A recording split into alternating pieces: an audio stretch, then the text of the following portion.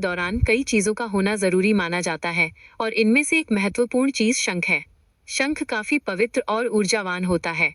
कहा जाता है कि अगर घर में इसे पूरे विधि विधान के साथ रखा जाए तो भगवान विष्णु और माँ लक्ष्मी की कृपा बरसती है। जब भी शंख बजाते हैं तो इसकी ध्वनि से सकारात्मकता आती है और मन भी शांत होता है। ऐसे में पूजा में इसे शामिल करना जरूरी होता है। हालांकि इस बात को लेकर लोगों के बीच काफी कंफ्यूजन होती है कि घर के मंदिर में शंख रखना चाहिए या नहीं। बता दें कि वास्तु के अनुसार शंख को मंदिर में रख सकते हैं, लेकिन इसको लेकर भी कई तरह के नियम हैं। नीचे विस्तार से जानें इन नियमों के बारे में। किस दिशा में रखें शंख? घर के मंदिर में आप बिना किसी भी डर के शंख को रख सकते हैं। हालांकि इसकी दिशा का सही होना जरूरी होता है। वास्तु के नियमों के अनुसार शंख को हमेशा ईशान कोण में रखना चाहिए। बता दें कि वास्तु की दुनिया में ईशान कोण उत्तर पूर्व दिशा को कहा जाता है। शास्त्र के हिसाब से घर का ये हिस्सा सबसे पवित्र होता है। दरअसल ऐसा माना जाता है कि इसी दिशा में देवी देवता रहते हैं। ऐसे में इस दिशा को सबसे ज्यादा महत्व दिया जाता है। नियम के हिसाब से इसी दिशा में शंख को रखना चाहिए। ऐसा भी मानते हैं इसी दिशा में भगवान विष्णु भी होते हैं। इस वजह से इस दिशा का हमेशा साफ सुथरा रहना जरूरी है। शंख को यहाँ ना रखें।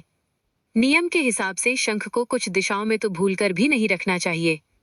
वास्तुशास्त्र के हिसाब से कभी भी घर की या फिर मंदिर की दक्षिण दिशा की ओर शंख नहीं रखना चाहिए।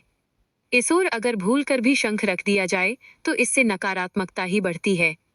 ऐसे करें शंख की सफाई।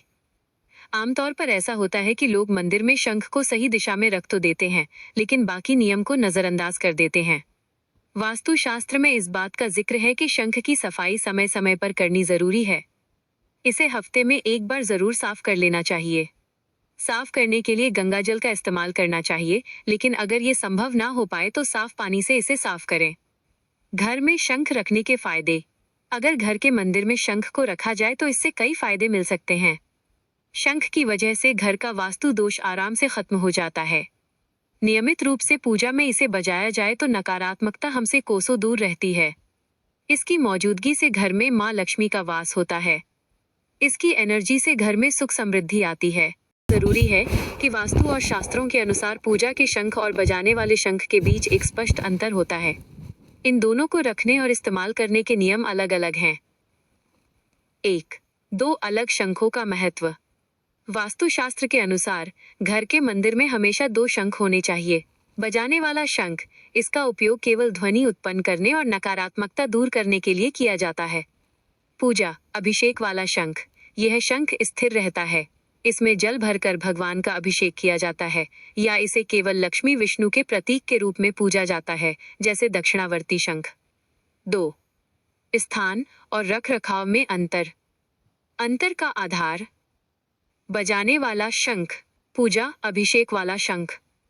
उपयोग आरती के समय बजाने के लिए, भगवान को जल अर्पित करने के लिए।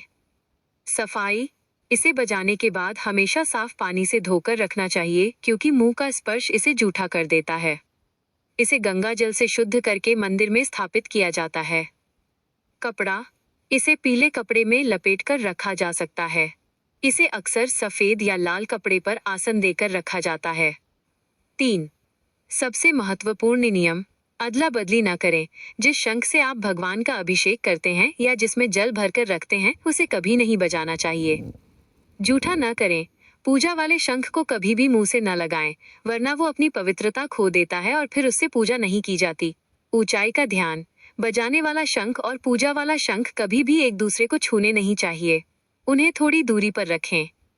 4. दक्षिणावर्ती शंख, विशेष पूजा के लिए।